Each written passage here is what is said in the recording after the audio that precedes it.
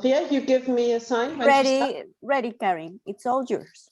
Okay, thank you very much. So good morning, good afternoon, good evening to all who found the time to join our event on social protection to workers in the informal economy.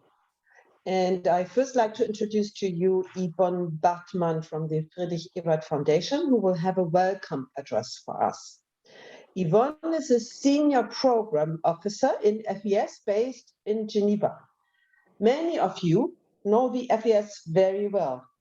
They are worldwide a very good ally in supporting workers in the informal economy.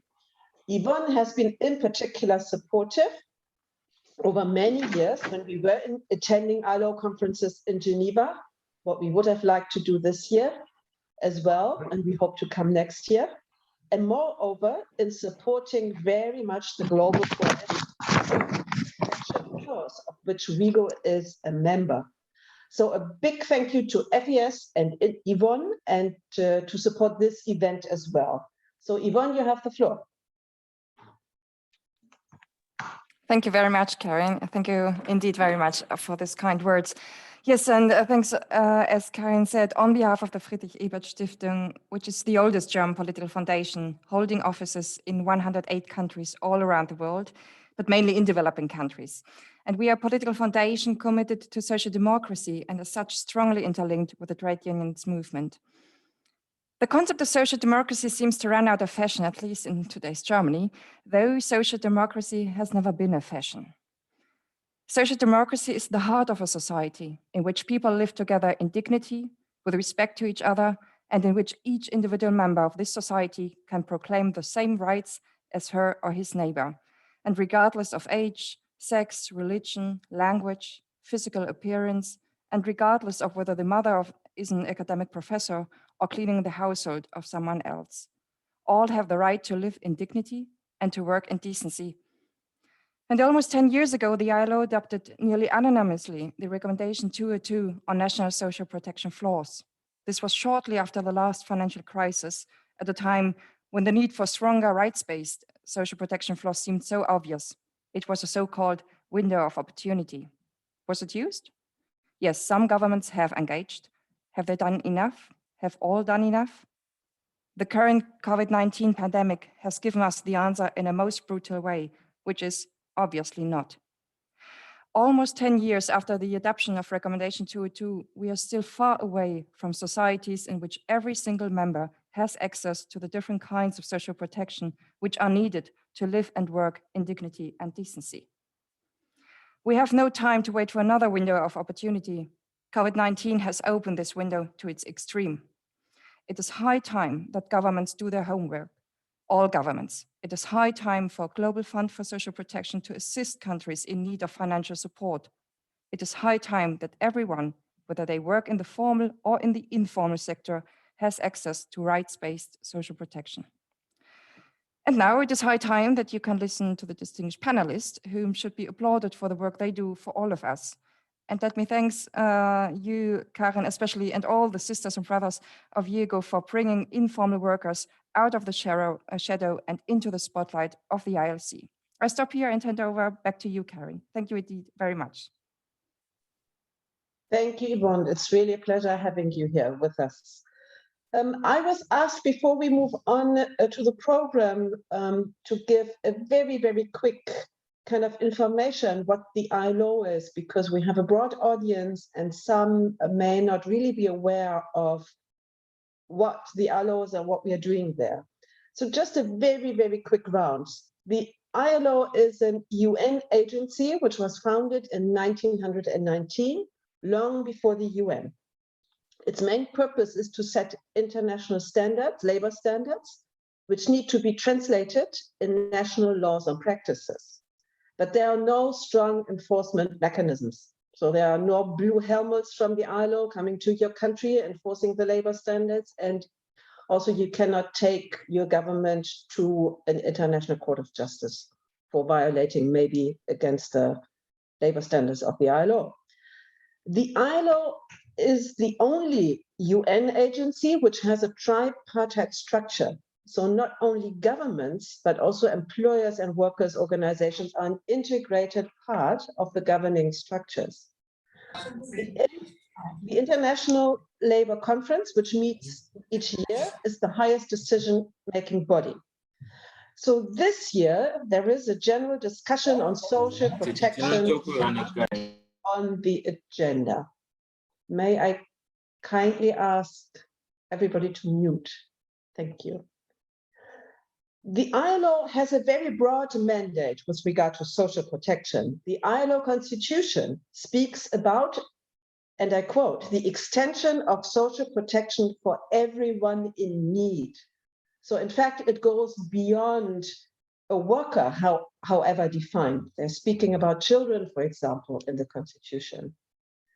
The adopted conclusions of this year's discussion, where we are right in at this moment, will give the ILO office direction on future priorities of its work with regard to social protection. Yeah.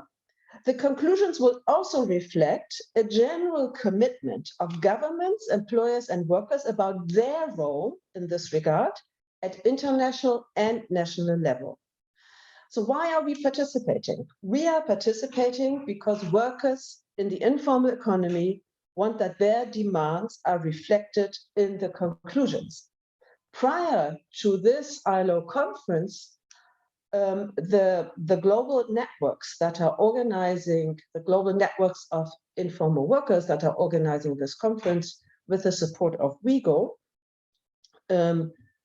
developed a joint position paper. So, and these networks are StreetNet International, the International Domestic Workers Federation, the newly founded HomeNet International, and the Global Alliance of Waste Pickers with the support of WIEGO.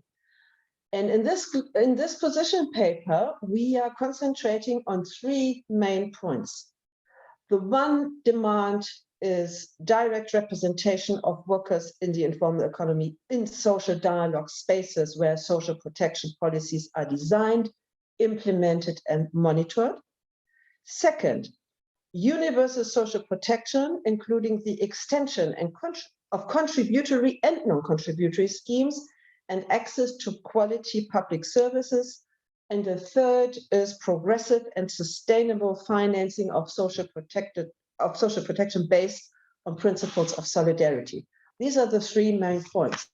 We distributed this quite widely, in particular, of course, to the workers group, and we also engaged with them, or we have been engaging with them so far also in kind of details when we were looking at the text that are which is under negotiation at this moment. So my next pleasure is to introduce to you our panelists, and I will do that in the sequence of their kind of appearance. This is what you do in a film, huh? In the sequence of the appearance of the panel. So the first I'd like to introduce to you is Loren Siebanda. She is the president of StreetNet International and the president of the Zimbabwean Chamber of Informal Economy Associations. The second is Jacqueline Flores. She is a waste picker from Argentina, and she is a member of the Waste Picker Association, and I don't dare to pronounce the name in Spanish. The abbreviation is FACCYR. This waste picker organization is part of UTEP, a labor union of the popular economy in Buenos Aires in Argentina, and the Global Alliance of Waste Pickers. The third panelist is Saira Feroce. I hope I pronounced that correctly. She is a member. She is a member of the International Working Group of HomeNet International, and she is also the finance secretary of the Home-Based Workers Women Federation in Pakistan. The next is Carmen Brites. She is the vice president of the International Domestic Workers Federation based in Argentina, and she is also from the Domestic Workers Union UPAC in Argentina. Then we have Sonia George. She is the general secretary of SEWA, the Self-Employed Women's Association in Kerala in India. SEWA is still the largest and women-only trade union and movement of women in the informal economy worldwide. Last but not least, we have our discussant, Luca Belerano, who is a senior social protection specialist for the ILO in the Arab region.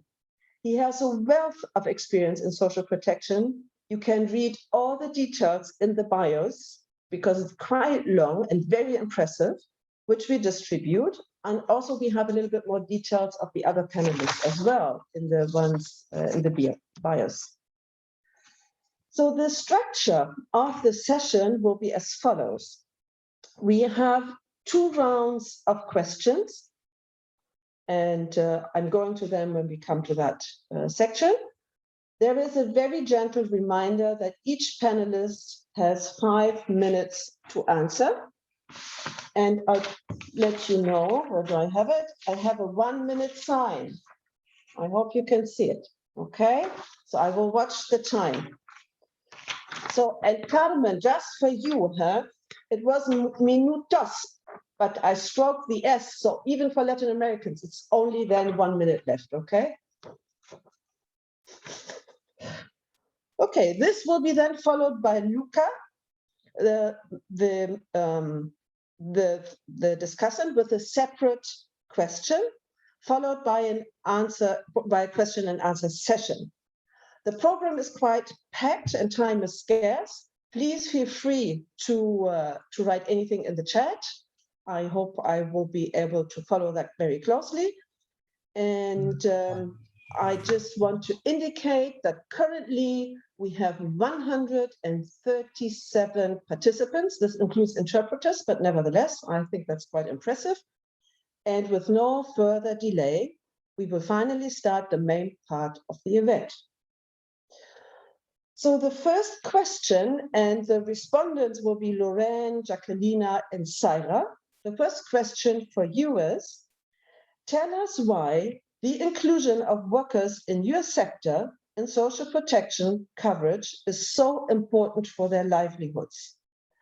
So Loren, please, can you respond to that question? Thank you very much, Karen. The inclusion of informal economy workers on social protection platforms is very important because there is a growing informality, and so many workers have shifted to working informally, whilst the precariousness of work continues to grow in the different countries. It is very important to have social safety nets or to include informal economy workers in social protection schemes, because these workers have become vulnerable because of especially the COVID-19 scourge, which has deemed people to have very limited access to healthcare, and also with the rising concern of even the 3rd wave that's been talked about, there is need for people to get more information on the dangers of COVID-19, on preventive measures, as well as the vaccines. So this includes mostly the informal economy workers whose numbers are growing daily. And these are the people who do not have access to the formal safety nets that their formally employed colleagues have. And when we talk about social protection, there is concern mostly because informal economy workers are made up of a lot of women, and women have got an extra burden of care. They have the extra burden of looking after their families, looking after their communities, whilst at the same time they should be providing incomes for their families. So it is especially important that they have that reach. We have universal social protection, which covers all vulnerable groups and also extends to informal economy workers. And because informal economy workers do not have adequate social protection coverage, it is very important that we work together to push for their inclusion, and also to have them involved in social dialogue platforms so that they can talk for themselves, they can articulate their issues like nobody else can articulate them. And I think I will end here for now. Thank you very much. Thank you, Loren, so much for being so brief and so to the point. And I'm sure that many other workers in the informal economy share the same experiences. But let's hear. The next speaker on the list is Jacqueline from Argentina.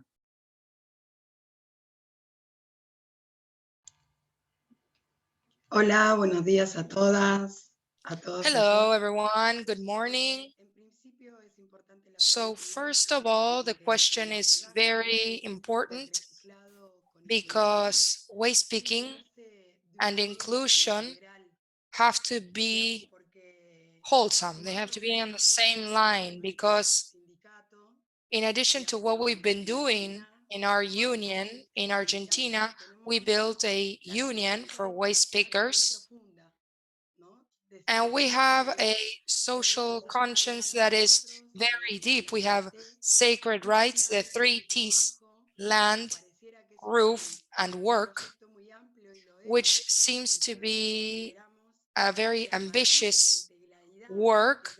And through integration and human development, we can go deeper into policies. Because I'm a waste picker, I'm a woman, we know that women always suffer oppression, but we are leaving out all the jobs that we're doing regards our role of women. Within the waste picking sector, we had the capacity of building this union of waste pickers, the Argentine Federation of Waste Pickers, which represents the 3 modalities of waste pickers that we've been able to generate. And here, through this union format, within the popular economy or within the informal economy, it's where we foster our global rec. It's where we together, working together around the world, we are the waste pickers of the world, and we've been working for free for a very long time because we are the caretakers of the environment. We are the caretakers of our home, but we do it for free. So what we're questioning is the great corporations that make us consume, that we all consume, but that don't foster this task. For example, Coca-Cola, the Coca-Cola company. It's us, men and women, who are waste picking all that material for free. So what we are saying is that we have to conduct a public policy where we can sit in a bargaining table and continue to propose our ideas with the government, with the state, who should take care and protect our rights, as well as sitting down with the private sector. When we foster the responsibility law for producers for Argentina and on an international level, we want to generate public policies so that our work is taken care of, that we are protected, and that we deserve an income and we deserve to be taken into consideration. So from unity and from the unions, we want to be able to sit down and discuss what we need to discuss. That big corporations today on a worldwide level, we're going through a pandemic, but our waste picking hands have made the planet a better place. We've kept the planet from collapsing. We collect tons and tons and tons of paper because we are waste pickers. We are the system that kept the world from collapsing. Thank you very much.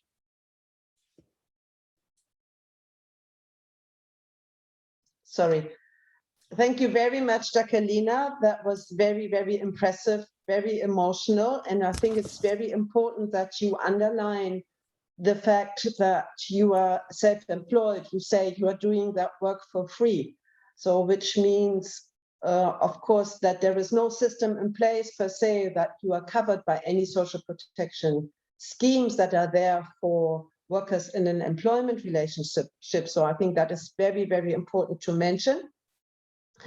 And of course, all the other important areas that you mentioned that are connected to your work. The next person I want to invite to speak is Saira from Pakistan, please.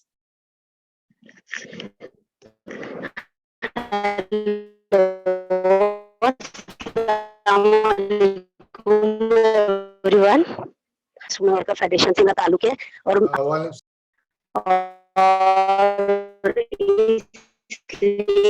आज मैं इस panel में हूँ कि हमारे लिए क्यों जरूरी है कि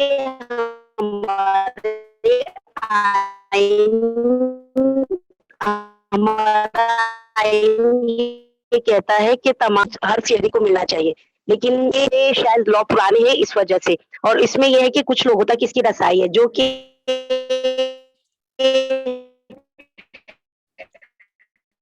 I'm very sorry, we cannot hear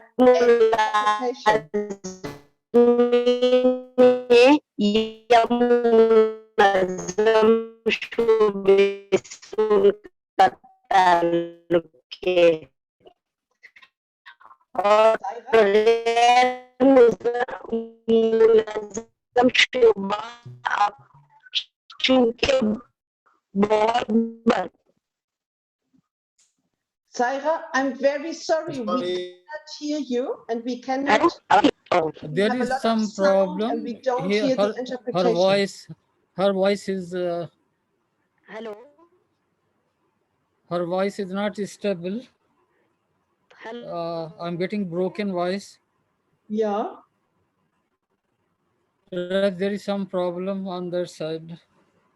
Could you please ask her if she's able to solve that problem? Then Hello? I would let her speak a little bit later. Okay. क्या आप बाद में बोल सकती हैं इसलिए कि आपके साउंड में कुछ प्रॉब्लम है? Saira, maybe we don't hear noise now. Maybe you start. Maybe we can hear you now, please. Ji, okay. That sounds a lot better. What do you think, the interpreter of Saira?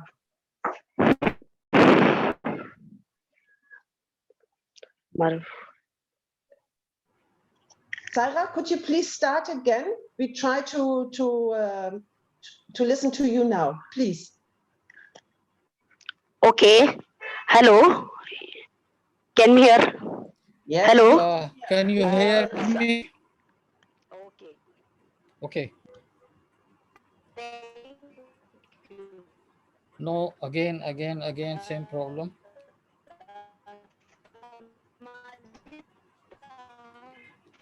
No,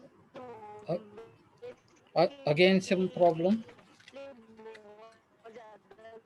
The problem is still there. Problem is still there. We'll try to provide some support to Saira on the side, Karen, but it's important.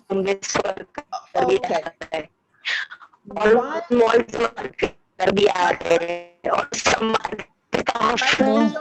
Hello, Saira. Still there is problem.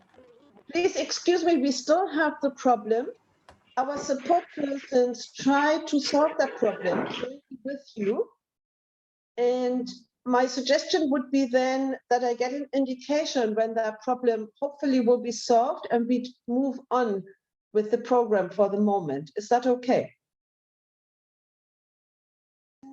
Okay, yeah. Okay, then we come to the second question and to two panelists.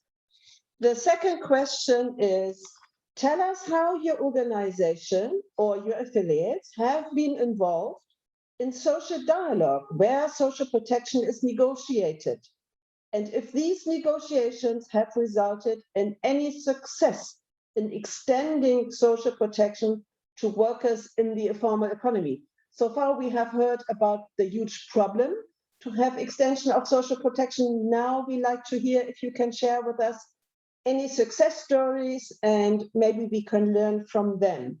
So my respondents are Carmen and Sonia, and Carmen is the first, please. Bueno, buenos días, buenas tardes, buenas noches. Good morning, good afternoon, or good evening to all of you. Well, in Argentina, it was quite a long process. Since 1956, we had a law that was quite short. It only protected a certain amount of workers. Usually they were for private homes. So the rights that they had were not enough. Since 2013, Convention 189, that was a very important tool for us to struggle for a protection tools for all our industry, for all the sector of domestic workers. As of that law, we cannot say that in Argentina we have informal workers, because now we have a new law that protects workers. It gives them all rights, or let's say not all rights, because some of them are still to be conquered. But I think that for now, for us in Argentina, it is still very important, because we are fighting for seniority, to get seniority rights for workers, domestic workers. We are still in negotiations. We have associations where the employees, employers, and the state are discussing those rights. We did have some success indeed, because we managed to articulate with the state and to contribute together, talk to the state, to the employers. That was very tough indeed, to actually gain our space and to make our voices be heard. From then on, the law provides for dignified salaries, or it should be dignified salaries. We're still struggling for that. It's an ongoing discussion. Whether if they are fired, 50% of compensation, and now we managed to have 100% of compensation, rest hours, that is to say that they will work only 8 hours per day. We reached categories, 5 different categories. We managed to make all workers in Argentina to have social security with a single system for that sector. So indeed, for us, it is important. However, we are still struggling to make them visible, visibility and hierarchy of those workers. If not, in Argentina, we wouldn't have more than 1 million workers in informal jobs.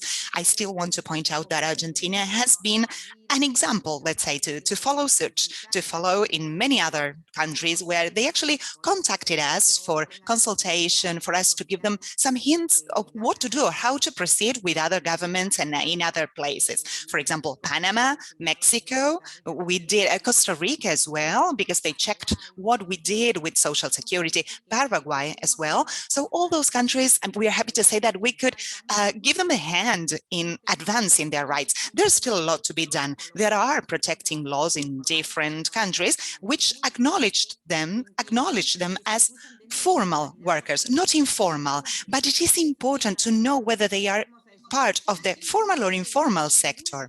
Here in Argentina, I repeat, there should not be any informal workers. There is a law that says that whether you work 1 day or 1 hour, you must be registered. However, we need to continue struggling more than 60 years so far to get this law, and I think it might take us another 60 years to visibilize this work, domestic work, as proper work. And that employers will acknowledge that they are employers, and employees that they are employees. You know that we've conducted a lot of campaigns and saying, this is work, this is not just giving you a hand at home. Thank you. Thank you very much, Carmen. This is very, very encouraging for everybody. So you managed to be in the negotiating forum and the tripartite structures, to sit there alongside. So congratulations, and also to share with us the the solidarity that you show to other organizations in other countries. This is indeed very, very encouraging. So thank you very much. And the next one on my list is Sonia George from SEWA. Am I audible? Can you hear me? Can you? Yes, yes, we can hear you. Thank you. Thank you, Karin, and thank you for this opportunity to represent SEWA. And we are in the midst of a very significant discussion, as Karin have introduced in the beginning, on social protection systems based on a universal social protection mechanism for workers. I think we have been thinking about this for a long time in terms of including the informal economy workers, informal sector workers into the structure of social protection. As you know that India is a country with more than 93% of the workers represent the informal sector. Means majority of them are out of any social protection systems or schemes. And means SEWA has played a significant role in bringing the issues of the informal workers into the forefront of the labor issues in the country. And our founder, Ilaben, has means from the beginning of SEWA itself, means taken a very good position and a very good collective bargaining process to negotiate with the government, to understand, recognize the presence and also the contribution of the workers in the informal work economy, especially the women workers. So I think the struggle that has come into a report that really introduced, really revealed the struggles of the women workers, informal workers in the country, very minute struggles, and after so many years of putting it as part of the Second Labour Commission and campaigning for a national or an umbrella legislation for workers in the informal sector. By 2008, we have got an organized sector social security workers act. But nevertheless, we have to say that even though we had started, the negotiations were started with a much more inclusive format of recognition, regulation, and also social protection for the informal economy. But finally, it ended up in just mere social security schemes for the workers in the informal economy. So that is where, after almost more than 20 or 25 years of struggles, that is where we got. SEWA at large, with its more than 2 million members, have developed, because the peculiarity of the process is that most of the workers we deal are completely informal, with no proper employee-employer relationships, and employer is invisible in most of the situations. So we have to negotiate for a sector who have no employers. So that is one of the main issues that we struggle in the process. And most of the workspaces in that context, they were like public spaces, somebody else's home, one's own homes. These are the kind of commons, means people who work as part of the commons. So these are the kind of workspaces that we negotiate for the informal economy workers. So we know that how much it's difficult to include this informal economy, informal sector workers in the so-called normative of employer-employee relationships. So we argue that state has a major responsibility to take care of the rights of the workers as employer. And that is the biggest part where we negotiate the role of the state, in including informal workers in the social protection mechanisms. But unfortunately, the change in the situations, the change in the governments, the country moving towards more and more fascist regime. We now have all our informal economy sectors, social security systems. Now they have merged even this 2008 Act to a social security code where many of the informal workers are out of the system. So that is where we are now still struggling to get recognition for domestic workers, for street vendors, for fish workers, for home-based workers, and all sectors of workers. And I think, as Carmen said, this is a long struggle. We have to carry forward with the tripartite system and also the collective bargain mechanisms that we have to follow. Thank you. Thank you so much, Sonia. So what I'm hearing from Carmen and Sonia is that even where you have very good systems in place, or pretty good systems in place, it's very hard to implement, and it takes a strong commitment and will, and of course a strong organization to support that implementation, that the workers that you're representing are covered. So I got a message that the technical problem is solved. So I would like to invite Saira to let us know about her sector. She's a home-based worker, or she was a home-based worker, and why social protection coverage is so important for home workers and home-based workers generally. Please, Saira.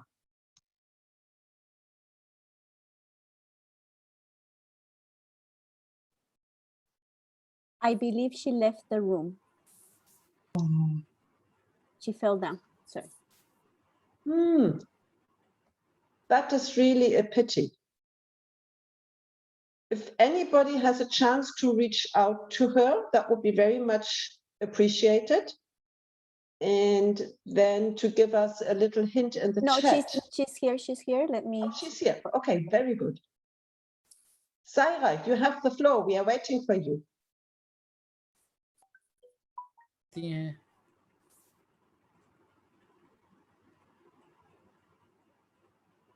Saira, can you hear me? सारा क्या आप मुझे सुन रही हैं?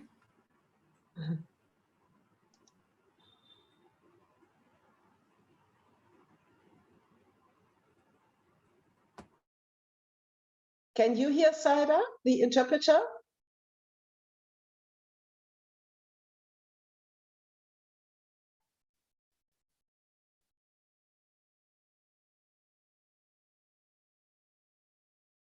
Technology is a challenge.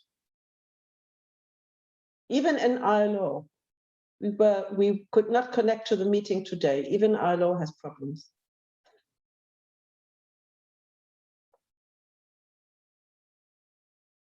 The interpreter for Sarah, could you please let us know where things stand?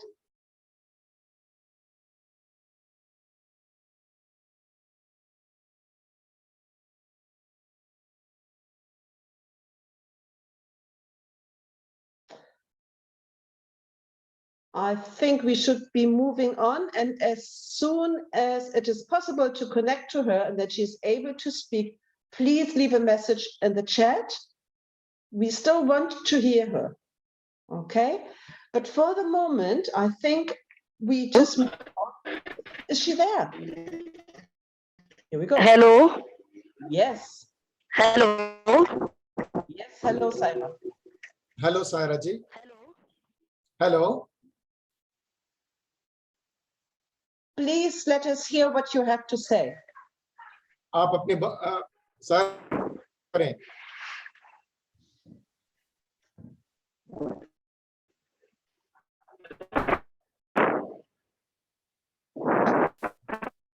Now we can even see you. Wonderful.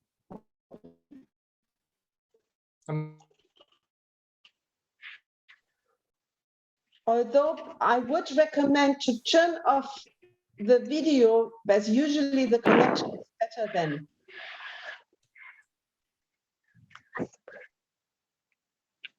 Okay. समाजिता हफ्फूज हमारे लिए इसलिए Hello. Yes, we can hear you.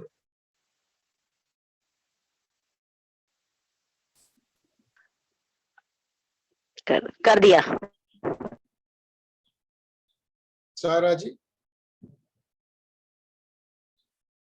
I'm not hearing anything from. No, we lost her. Thank you.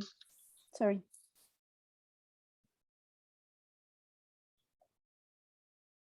Yeah, Carolina is suggesting in the chat that maybe somebody can call her on the phone.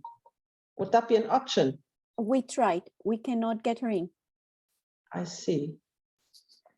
We'll continue troubleshooting on the side with her, Karen. Okay, then we move on for the moment. And so now I'm very warmly welcoming Luca Belerano from the ILO. It's great that you are able to join us. And I want to ask you to share with us a couple of country examples of how the ILO supports social partners to extend the social protection to workers in the informal economy based on sustainable financing and social dialogue. So we are very eager to hear from you as the specialist in ILO. Please, Luca. Thank you very much, Karin, and thank you very much for the invitation. Let me say to start that I really feel humbled and also excited to join the discussion today with organizations that I don't not only personally admire for their work, but also are very important partners to the ILO on this work worldwide. I will share some thoughts, and in doing so, I will also try to point to some of the country examples and in terms of what the ILO has done, including with many of you. So as I think we have heard from the other interventions, COVID-19 has really brought to the fore the limited capacity of social protection systems to provide adequate benefits, including to workers in the informal economy, and how, in a way, the prevailing social protection paradigm is one of the factors that hampers transition to formality. Countries around the world have rather abruptly realized the imperative to effect the right to access to health care, but also to occupational health and safety and income protection for millions of workers in the so-called missing middle, those who are not covered in the contributory systems, yet are also not eligible to sometimes excessively targeted safety nets. And so as a result of this casual, self-employed, agriculture, domestic, seasonal, platform, migrant workers and women working in the informal economy have in a way never been so visible politically. Their critical contribution to the national economy hasn't been clearer. And yet, as several of the speakers I think have noted, they have taken the highest toll in terms of the social and economic cost of the crisis, mainly as emergency measures have not easily overcome pre-existing structural inequities in terms of access to social protection and more broadly social services provision. So let me share with you a vision, 3 ideas and 2 in a way necessary conditions to pave the way ahead based on the ILO standards, but also on our engagement with you and other partners on this matter.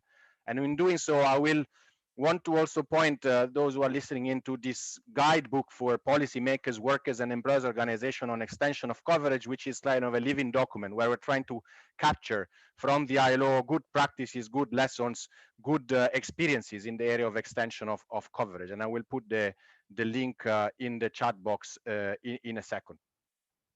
Now, the vision. I believe that the emergency and expansionary social protection measures that have been introduced by most countries during the COVID crisis can be a springboard, or we believe they can be a springboard for, let's say, more and the foundation for stronger national systems, but only insofar as they pave the way for collectively financed, comprehensive, universal, and sustainable social protection systems.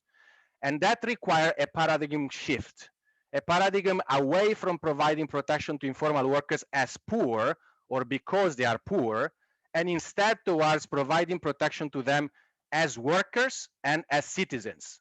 So from a poverty paradigm to the paradigm that puts at the center workers' rights and citizenship rights. So the first leg of this vision is to protect workers as recognizing the right of informal workers to social insurance.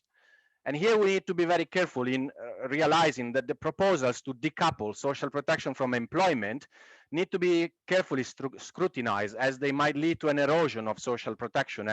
And in that sense, at the ILO, we believe that employment relations social protection needs to be strengthened. So big question is how to build stronger social insurance system that can respond to the needs of informal workers. And here a few lessons that we've learned around the world. First, while it's important to build on own solutions and networks, it's also key that informal workers are included in national systems that are based on broad solidarities and collective risk sharing. So such schemes, national schemes, as several of you have spoken, have a critical role to play and have important advantages over private market-based, or even small-scale community-based arrangements. So really building that entry points into national schemes which are broad and solidarity-based.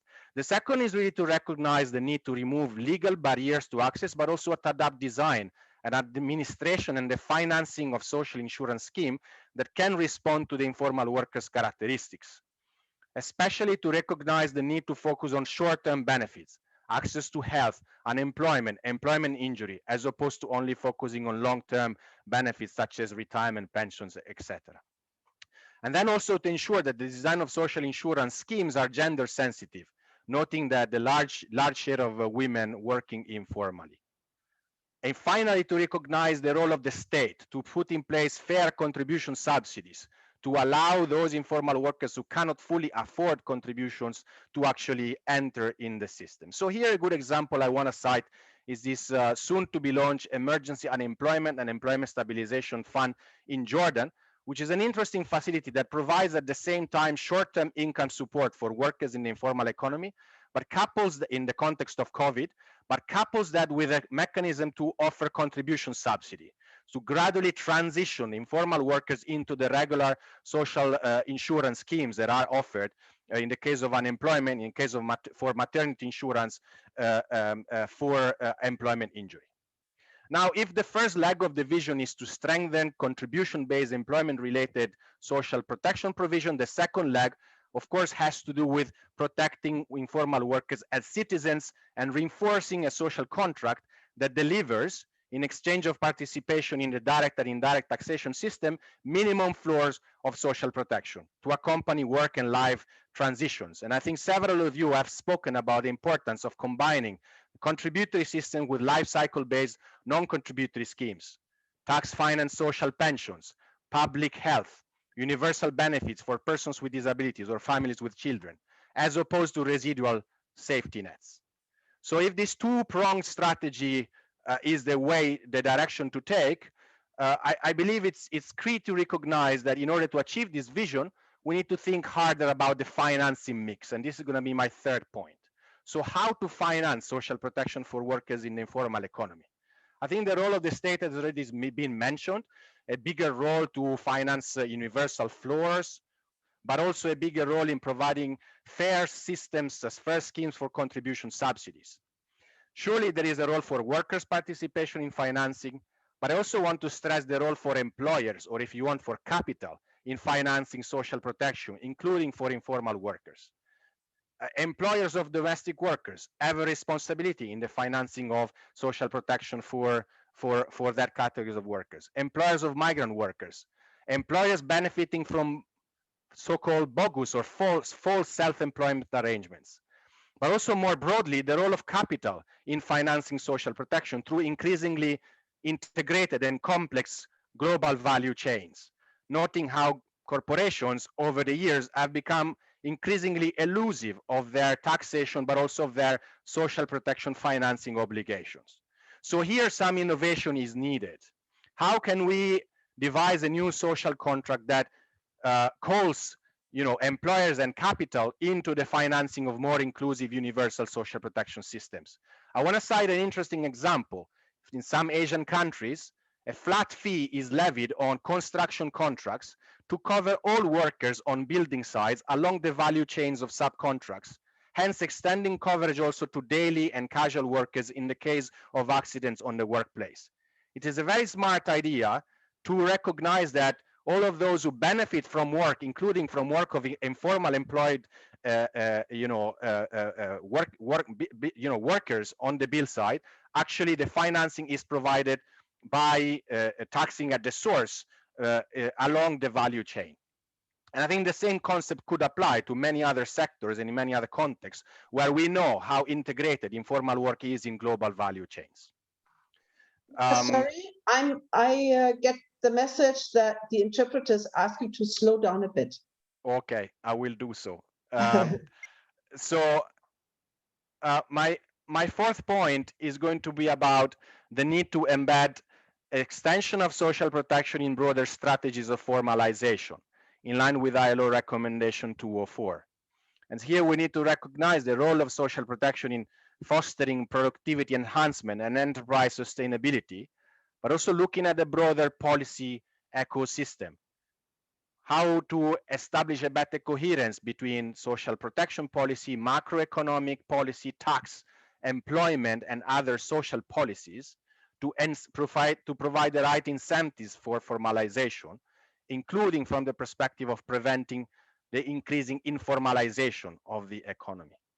So if this is the vision, to provide protection as workers, as citizens, as opposed to provide protection as poor, to invest in both employment-related social insurance and on non-contributory social protection floor, to rethink the financing mix and call for a stronger role of capital in financing for social protection, and to embed social protection into broader strategies of formalization. In 1 minute, I mentioned 2 conditions.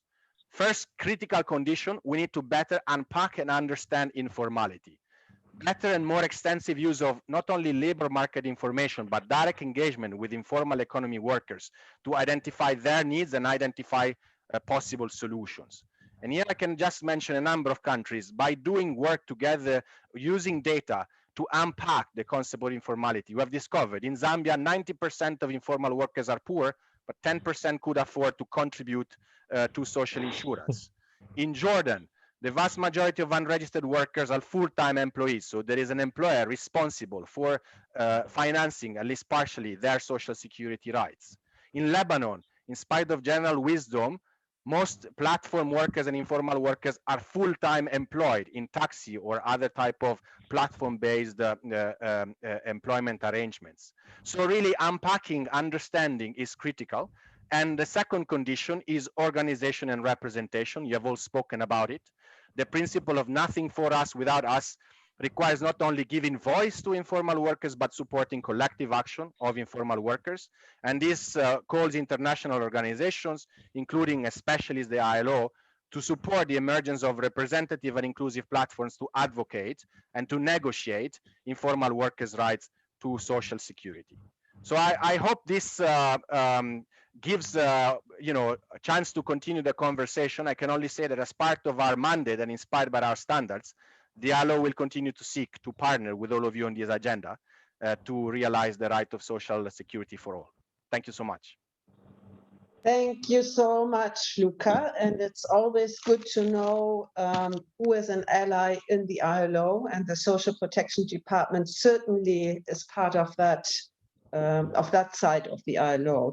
That is for sure. And also, I mean, very good that you gave us these kind of inspiring examples, what is possible. And I think the unpacking, I think this is a little bit the learning I take from this. So before we go to the questions, and there are several in the chat, there was a proposal from HomeNet International, because unfortunately it is so difficult to connect to Zaira, that Suntari, who is also on the International Working Group of HomeNet International and the chair of HomeNet Southeast Asia, that she wants to give the perspective of home workers. So Suntari, please, you have the floor.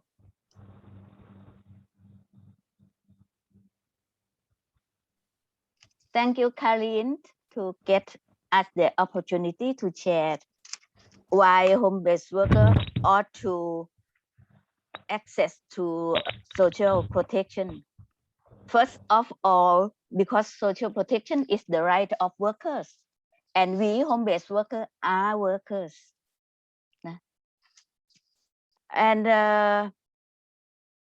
in terms of numbers, we are huge. According to the ILO study, it shows that there are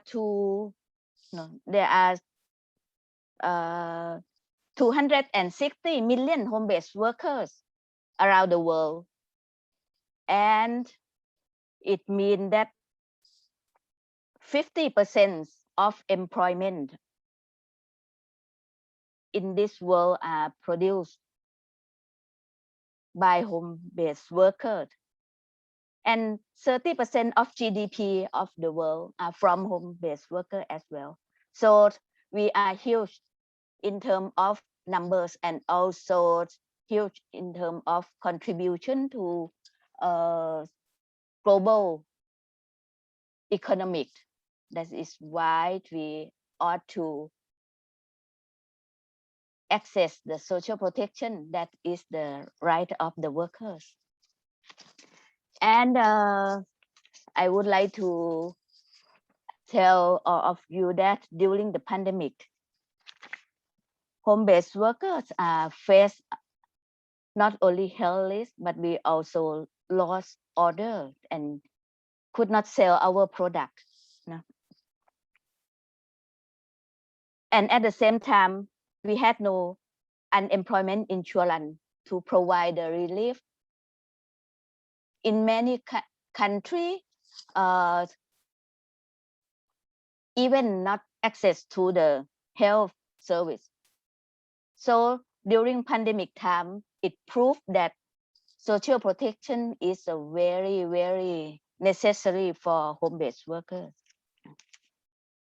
And we call for the universal social protection.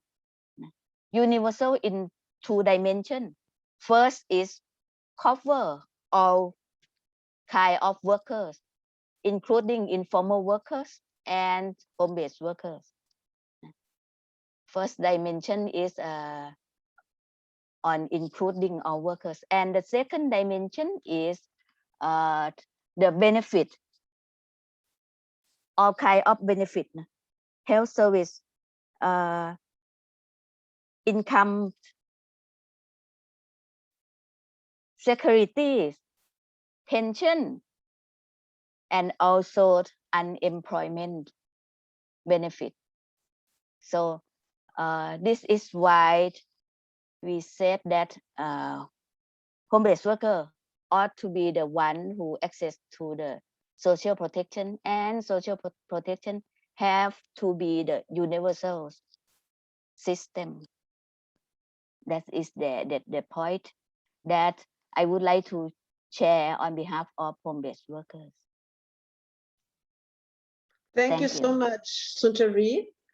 And just to recall that when we talk about home-based workers, we have 2 categories. The one are home workers, which are who are at the end of a supply chain, and we have an Ilo International standard for this. This is C177. And we realized in the discussion we have in the ILO at the moment that this convention is quite forgotten, but we have a commitment by some of the participants in the workers group that they want to connect to us later to have discussions. So that is quite promising. And the other category is the self-employed, who by definition fall outside of the scope of many labor laws. So just to mention this. And I now start with the questions in the chat, and I think it would be fair to ask our panelists first to answer. Who wants to answer to that? And then maybe also Luca with the view of a specialist to respond to this. So the first set of question is, which aspect of social protection would be the priority for informal workers and for which sector workers? It is the health insurance, access to health, basic income, or better access to other areas of social protection coverage access. In Bangladesh, for instance, major NGOs such as BRAC have been extending health insurances access to health services through their microcredit programs.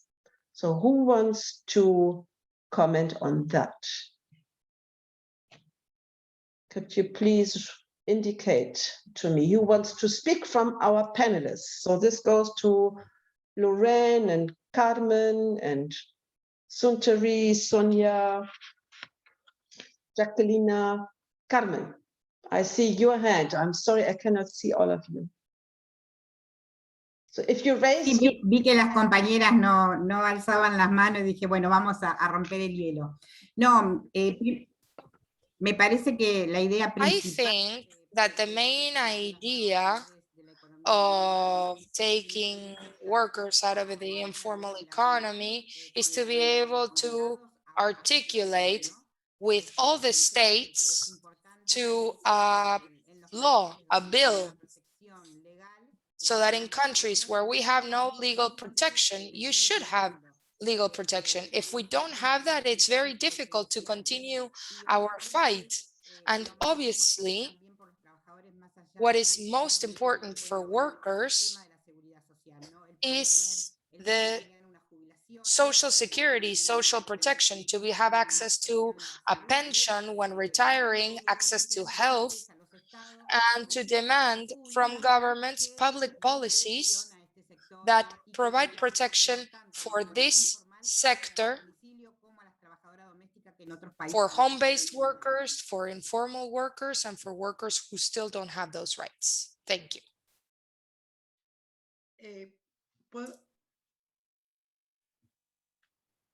¿Puedo sumar a lo que dice Carmen? Can I add something to what Carmen says? Of course, Jacqueline, and the question was on priority. So think about what is the priority for you? That was the question.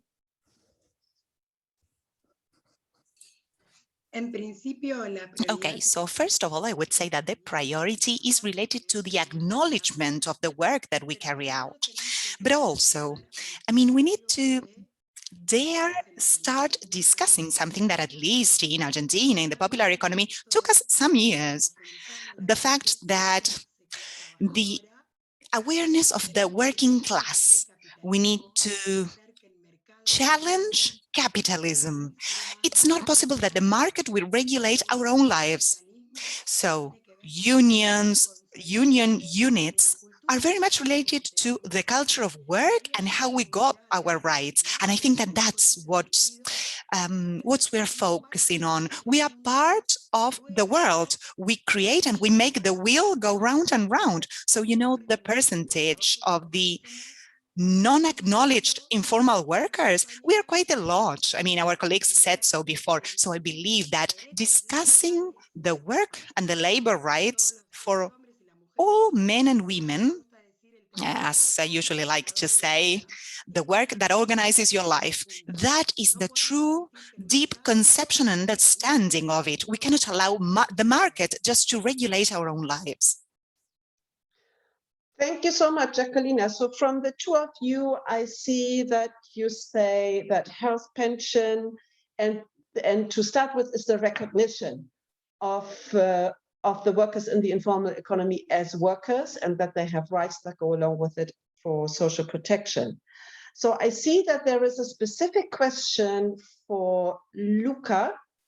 Does the ILO still believe or has in its principle the paradigm of full employment? I ask this because of the Jordan example. Please, Luca, and I see that Loren is on the list. Loren, I see you, but I let Luca answer first. Thanks for this. I would say the ILO continues to have the paradigm of employment-rich development models and so employment-rich growth, eventually full employment. So in that sense, yes, employment at the center of a development model as opposed to, let's say, capital-intensive or exclusively capital-intensive development model. But at the same time, I think at the ILO, we are increasingly aware of, you know, as we all are, ongoing transformations in the world of work and the fact that social security systems, in particular social insurance contribution-based systems, have been designed at a time where, you know, what we call standard forms of employment were prevailing in the labor market, and this is no longer the case. And so the emergence, the increasing share of non-standard forms of employment, self-employment, temporary, part-time employment, casual employment, et cetera, call for a fundamental redesign of employment-related social protection system, but doesn't call for their dismantling. I think some theories out there suggest that because the world of labor is changing, then we should decouple the right to social security to employment, and we should just consider to provide tax finance, say, universal benefits to all without that link to employment. And instead, I hear loud and clear from today's discussion how important it is to retain that notion of workers and workers' rights, including a right to social security. Now, the question is, how can social security systems which were designed with that paradigm in mind be adapted to these new forms of employment? And I don't know, I can share some ideas here, but maybe we can take it forward. I don't know, that insofar as the reply, I would say. Thank you so much, Luca. And Sundari wanted to comment on that. Yeah, thank you. In terms of the benefit of social protection, my idea is we will not choose what is the priority, but we call for the equal benefit of all workers, of formal workers. We will not say that, oh, health is the first priority, but all equal benefit is the matter. No? And I think we have to start with accept the organization of informal workers. No? Like in my country, the government, we can say that our labor law not allowed informal workers to establish our trade union. We have to start with organization of our informal workers. We have the right to form our union. That is the entry point. After that, the state or the government have to allow us to be a part of tripartite system, have to be the representative of informal worker in tripartite system, in the social dialogue, in the structure of decision making. Only that will ensure or guarantee that we ourselves will, will decide our need in social protection system at the country level. And I would like to see that ILO will support this thing, like to work very close with the government of member state to realize the importance of informal worker organization. That is my idea that I would like Thank to you, share. Sundari. So this is very clear and loud that everything starts with the recognition of workers in the informal economy as workers and their right to establish trade unions and organizations and to have a seat at the table. There was a specific question to Sonia from a person from a university in Brazil. Sonia, what would you say are the main obstacles in conducting collective bargaining by self-employed informal workers? Quite an important question. Sonia, please. Yes, Karin. Thank you. No, I think it was Sundari also explained it a bit. Basically, the nature of work that the informal workers are performing, the nature of workplace, the difficulty in organizing the workers. For example, if it is domestic workers, they work in somebody else's home, so there is no homogeneous workplace where the workers could be organized at a stretch, but the organizing strategy is different. Workers are organized through their own villages, their own localities, and that is the strategy that the unions are organizing. So the nature of work determines the kind of collective bargaining that is always there. And when there is no immediate employer to bargain always, so that is also a difficult issue. In most of the times, state is becoming our direct bargainer. So we have to encounter with the state, or we have to engage with the state positively and negatively in terms of, for example, in case of street vendors, we take as an example, the municipal authorities or the police, means many times we have to bargain collectively to those people, who sometimes become, or play a very negative role. So it is really, multiple ways of bargaining that the informal sector has to always strategize, and that makes it difficult. And another thing is, means as Sundari rightly said, informal sector workers are not allowed to unionize. They are not recognized in the labor laws in the country. They are not recognized in the trade union strategies, and most of the mainstream organizations are not recognizing the informal workers. So today also we have heard a representative from India who is going to be the new GB member of ILO, only talking about informal workers in the formal economy. He's not even bothered about informal sector workers. So that is the kind of differentiation that we see between mainstream trade unions and informal worker trade unions, and the access to get recognized and get unionized. So that is a big struggle that we are facing. So always this has become a big struggle, but unions like SEWA, we have really developed new models of negotiations. Instead of tripartite negotiations, we have bipartite negotiations at many levels, direct interventions with the state at many levels, through legal reforms, and also sectoral reforms, and also issue-based forms of bargaining. All these are examples that we are setting in order to get right to work and also social protection at different levels. Thank you. Thank you so much, Sonia, to explain to us that collective bargaining can mean can mean something very different for workers in the informal economy. In the absence of an employer, they negotiate with the municipalities or even with the state, and I think that is an important aspect. There was another question I don't want to skip, and that was a very general question on how to ensure social protection for migrant workers, of whom also many are also workers in the informal economy. So I see that a hand from Carmen.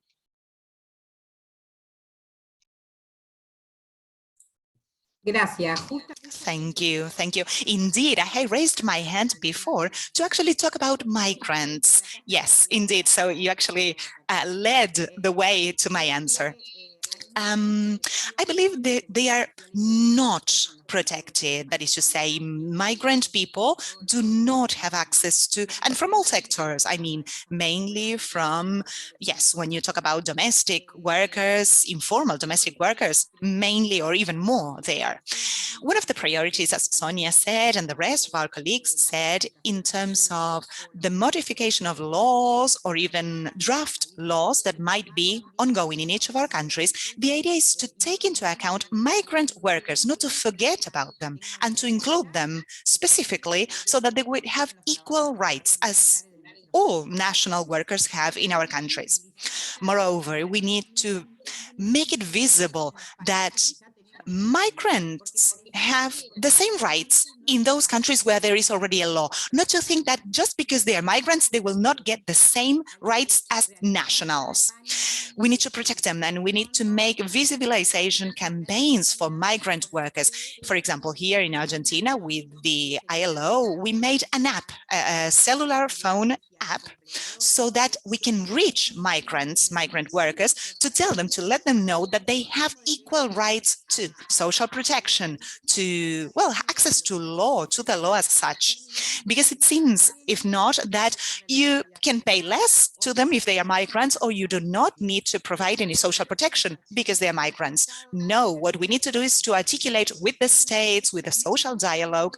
So it is really important to talk about it and to see the political will of the states to protect them. Thank you very much, Carmen. And I see that Jacqueline wants to contribute, please.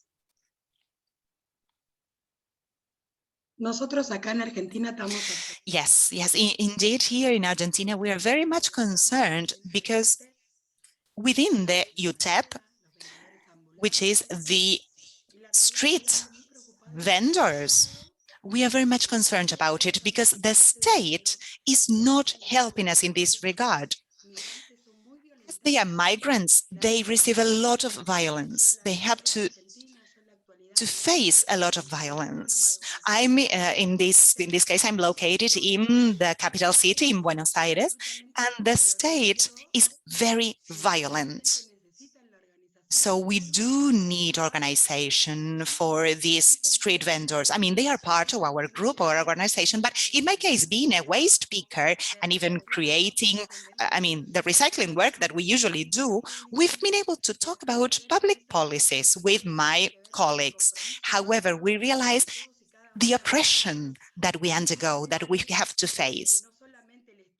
So it's not only that the state does not acknowledge, but they create violence against us and against them. So I think this is an additional reason for the right to be part of a union, to be, I mean, we really need to realize that it doesn't matter where you were born.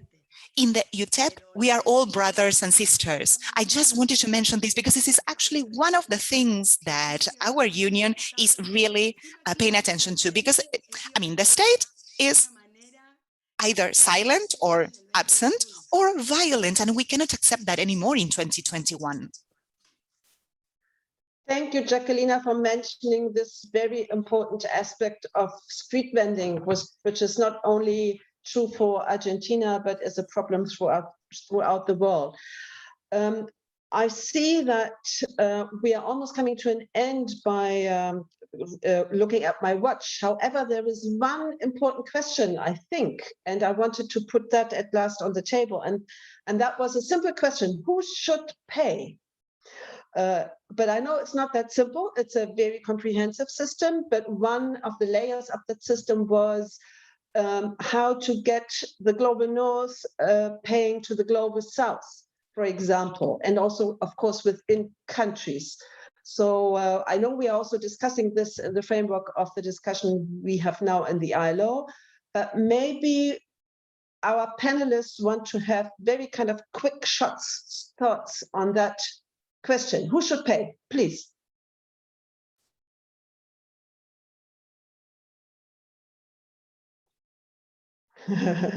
Okay, if no, but the panelists may need a little bit of reflection for that. I go to Luca. I'm sure you have an answer to that. Well, yeah, that's the key question of all. I can say, okay, if we look at what does the ILO standard say in that regards, so the ILO standards say, I always like going back to the standard because these have been globally agreed norms on this matter. And they say, so first of all, they say that the state has the responsibility to finance and to provide the right for social security. So we say it's the ultimate guarantor, meaning that there is a collective responsibility to realize the right to social security. So that's first indication that the standards give us. And then the second indication, which is quite interesting, is they say that when it comes to a division of contribution weight between workers and employers, workers shouldn't cover more than 50% of the cost. So there is also clearly an indication of a responsibility that employers or capital have in actually building that social contract that provides the necessary social protection provisions to workers. So these are the two references that standards offer. Now, in this context, I think there is an increasing realization that, you know, during COVID and after COVID, states have to do more to cover the financing gap, and that through collective general revenue finance schemes, there needs to be more investment into both universal tax funded or more comprehensive tax funded benefit, but also to provide that necessary contribution subsidies that certain categories of workers, maybe lower income workers, self-employed, who cannot necessarily make up for the contribution for both workers, as the share for both workers and employers have to put forward. And therefore the question is very clear as to the fact that countries around the world, those who have highest social protection needs, also and have a highest financing burden also have more limited capacity, particularly in the current environment, particularly with the concern of new austerity policies, let's say, being announced and sort of in the post-COVID period. So that's where this idea of also some element of global solidarity comes into play, and the creation of a new facility that could allow some level of support given to more indebted but also lower income countries to have that financing basis or that investment basis to build the floor and to provide that contribution support that workers will need to actually exercise their right. I just want to mention again the point of value chain integration and the role of capital. So, global capital somehow benefits indirectly or directly from informal work that contributes to global value chains. And so part of the new social order, social contracts, global social contract we have to build does not only have to do with, corporate global taxation and all the lively debates we have around that these days, but also around a fair share that global corporations also actually can put in the building of stronger foundations for social protection for all workers. So these would be my thoughts here. Thank you so much, Luca. I see that Suntari and Loren has not spoken so much. I will let Loren, and if Carmen can keep it short, I would say you are the last three speakers, and then we will wrap up, if that is okay. So Suntari first. Okay. Thank you very much. I think that tripartite principle ought to come again when we said who ought to pay. First, the state ought to pay because informal workers contribute a lot to the economic growth of the country. The employer ought to pay because they are the one who get benefit from informal workers. We make the profit for them.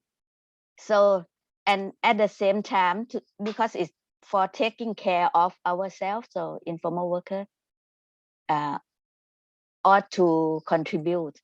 Like I would like to raise the case of Thailand. In Thailand, we have the specific social protection or social insurance scheme for informal workers, and the government contribute 1/3 of the insurance fee. The informal worker ourselves contribute 1/3 of the fee. The lacking contribution is employer's part. I dream that employer will realize and contribute to this scheme. And at the same time, I think that in some benefits, some scheme like a health service, health insurance, health service, not insurance, health service, and also the pension ought to be universal and paid by the government only, like a tax base for universal. It means not for only workers, but for all citizens. So I think we have two kinds. One is social protection for all citizens. It ought to be the responsibility of the government. Provide it from tax base social protection, and the second kind is the social protection for workers. It ought to be tripartite contribution. That is my idea. Who will pay? Who ought to pay? Thanks. Thank you, Suntari, for this. Loren, do you still want to speak? You had your hand up. I do want to speak, Karen. Firstly, I want to thank Luca for pointing out that governments have got to toughen up and provide social protection according to the ILO standards. And secondly, if governments can also adhere to some of the ILO standards, it would be very easy to move informal economy workers towards formalization and to a point where they can then meaningfully contribute, because once the governments have created conducive atmospheres and also a conducive environment for informal economy workers to work and get sustainable income, it will be possible for the workers to be able to contribute more to the social protection schemes, which may require that they contribute. But whilst we still have this kind of atmosphere where informal economy workers continue to be viewed as public nuisance and also to be viewed as debt, because when you look at what we have right now in Zimbabwe, the government is once again demolishing the places where the informal economy workers work from. So once we begin to create those spaces for informal economy workers to work freely and get income, it will be very possible for both parties to meet halfway and agree on how to work towards sustainable social protection safety nets. Thank you. Thank you very much, Loren. Very, very important. And I give Carmen the floor, and you are the last one. We are then wrapping up. Thank you. No, yo solamente quiero poner el ejemplo. I just wanted to set the example of domestic workers in Argentina as regards social protection. You know that unions for all activities here in Argentina, we provide health service for domestic workers and other activities. Therefore, Social Security is contributed both by the employer. The employer has a unique social protection system for domestic workers, where the employer pays a safety fee if the worker is injured during their work or on their way to and from work, and the employer also pays a pension so that the domestic worker has a pension when they retire, and the employer contributes to their health plan so that they have access to health. But the importance of this is that the state also provided a subsidy so that if the employer has their domestic worker registered into the system, they get a discount, a tax discount. So practically the employer does not have to pay to register the house worker in their homes. And even having these opportunities, the employers don't register their domestic workers because they continue to see that worker as an informal worker and not truly an employee. And that is where we're making mistakes. Thank you very much. Thank you so much to everybody.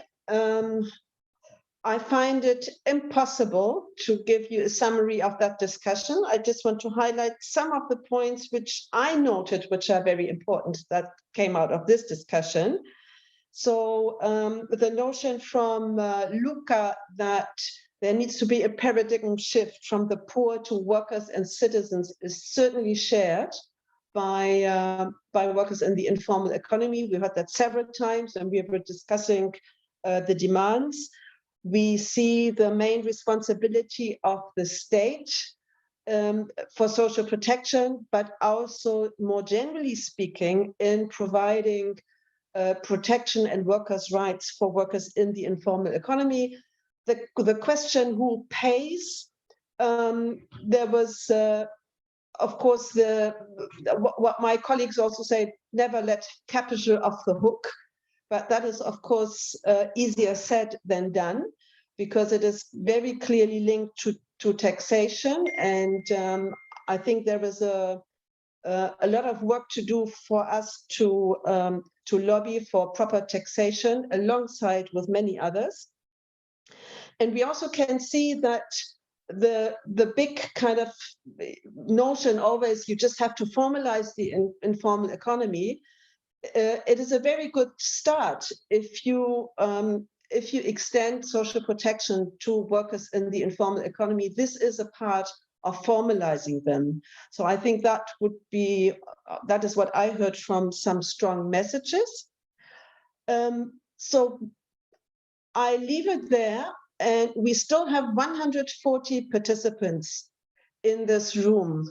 I'm very much impressed. So this means that obviously everybody is okay that we went a little bit over time. So I thank the panelists for their very, very good contributions and insight contributions. Luca, of course, as a senior specialist and a good ally, I can see that.